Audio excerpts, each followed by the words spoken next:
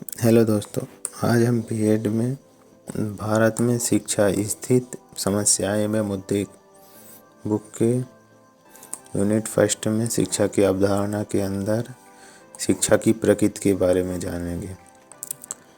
शिक्षा की प्रकृति को निम्नलिखित बिंदुओं के माध्यम से स्पष्ट किया जा सकता है। पहला है, शिक्षा एक सोद्देश्य व सचेतन प्रक्रिया है।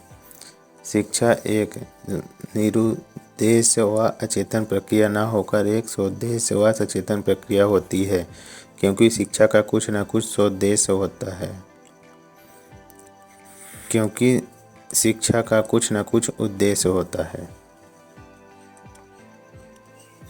और उसकी प्राप्ति के लिए सोच विचार कर व जानबूझ कर प्रयास किए जाते हैं। दूसरे शब्दों में, शिक्षा निश्चित उद्देश्य, पाठ्यक्रम, शिक्षण विधि द्वारा सोच समझकर प्रदान और प्राप्त की जाती है, जिससे व्यक्ति तथा समाज दोनों के हित को ध्यान में रखा जाता है।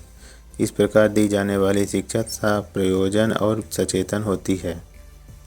दूसरा है, शिक्षा अंतःशक्तियों का सर्वांगीण विकास है। शिक्षा बालक में निहित अंतर्निहित शक्तियों का विकास मात्र नहीं है, बल्कि यह उनका सर्वांगीण व पूर्ण विकास है। आधुनिक युग में जब से शिक्षा में मनोविज्ञान को महत्वपूर्ण स्थान प्राप्त हुआ, तब से बालक में अंतर्निहित शक्तियों पर अत्यधिक ध्यान दिया जाता है।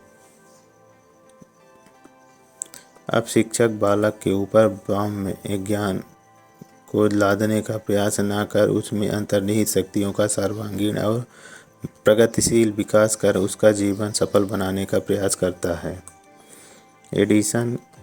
एडिसन के अनुसार शिक्षा वह क्रिया है जिसके द्वारा मनुष्य में निहित शक्तियों का एवं गुणों का दिग्दर्शन होता है, जिसे शिक्षा के बिना अंदर से बाहर निकालना नितांत असंभव है। तीसरा है, शिक्षा विकास की प्रक्रिया है। प्रत्येक बालक व व्यक्ति कुछ जन्मजात शक्तियों व संभावनाओं को लेकर जन्म लेता है। सामाजिक वातावरण में बालक की उस शक्तियों का विकास होता है। समाज में रहते हुए उसे अनेक नए नए अनुभव प्राप्त होते हैं। उन अनुभवों से वह अपने व्यवहार में परिवर्तन करके अपना विकास करता है।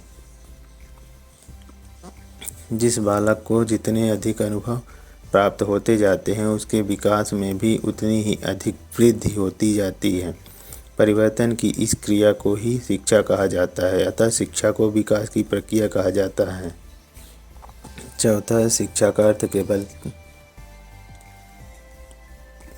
अर्थ केवल विद्यालयों में प्रदान किए जाने वाले ज्ञान से नहीं है। अधिकांश लोग शिक्षा का संकुचित अर्थ लगाते हैं, किंतु वास्तविकता यह है कि शिक्षा विद्यालय तक ही सीमित नहीं होती, बल्कि बालक पर जो तत्व प्रभाव डालते हैं वे सब शिक्षा के क्षेत्र के अंतर्गत आते हैं। मनुष्य के लिए संसार के सर्वश्रेष्ठ प्राणी शिक्षण का कार्य करते हैं। भारत में महर्षि काणद को ही लीजिए, वे चींटी तथा अन्य छोटे छोटे जीव जंतुओं को उनके विशेष गुणों के कारण अपना गुरु मानते थे। शिक्षा का व्यापक अर्थ इसी मंतव्य को प्रकट करता है। पांचवां है, शिक्षा एक प्रगतिशील परिवर्तन है। वस्तुतः शिक्षा द्वारा व्यक्ति अपनी क्षमताओं आदि का प्रयोग करते हुए कुछ न कुछ सीखता रहता है। सीखने के परिणाम स्वरूप उसके व्यवहार एवं अनुभव में प्रगतिशील परिवर्तन होते रहते हैं। एक सामाजिक प्राणी होने के कारण व्यक्ति को अपने मूल प्रवृत्त्यात्मक व्यवहार में परिवर्तन करना भी आवश्यक है, ताकि वह समाज में एक सरल से एक शिक्षित व्यक्ति के नाम से जाना जा सके। कनिंघम के अनुसार समाज एवं व्यक्ति दोनों के लिए शिक्षा एक ऐसा माध्यम है जो परिवर्तनों को लाती है। छठवां है, शिक्षा एक द्विमुखी प्रक्रिया है। हमें यह समझ लेना चाहिए कि केवल शिक्षक ही सक्रिय होकर बालक के मस्तिष्क में ज्ञान भरने का प्रयास नहीं करता है, बल्कि वास्तविकता यह है कि इस प्रक्रिया में शिक्षक और विद्यार्थी दोनों को परस्पर सक्रिय सहयोग करना पड़ता है। इस बात की पुष्टि करते हुए एडम्स के अनुसार शिक्षा एक द्विमुखी प्रक्रिया है, जिसमें कि एक व्यक्ति दूसरे के विकास में परिवर्तन के लिए कार्य करता है। दोनों को परस्पर सक्रिय सहयोग करना पड़ता है। इस बात की पुष्टि करते हुए एडम्स के अनुसार एडम्स के अनुसार शिक्षा एक द्विमुखी प्रक्रिया है जिसमें कि एक व्यक्ति दूसरे के विकास में परिवर्तन के लिए कार्य करता है। 7वां, शिक्षा एक त्रिध्रुवी प्रक्रिया है।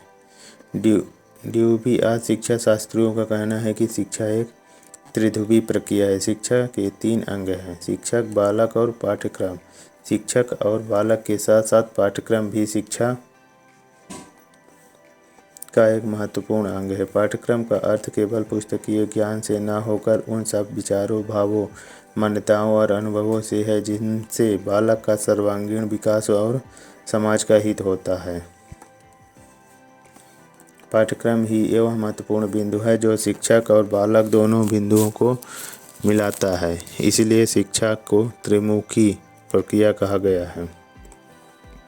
8वां, शिक्षा आजीवन चलने वाली प्रक्रिया है। शिक्षा प्रक्रिया अनवरत रूप से जीवन पर्यंत चलती रहती है। व्यक्ति सदैव कुछ न कुछ अनुभव प्राप्त करता रहता है और इन्हीं अनुभवों से वह कुछ न कुछ सीखता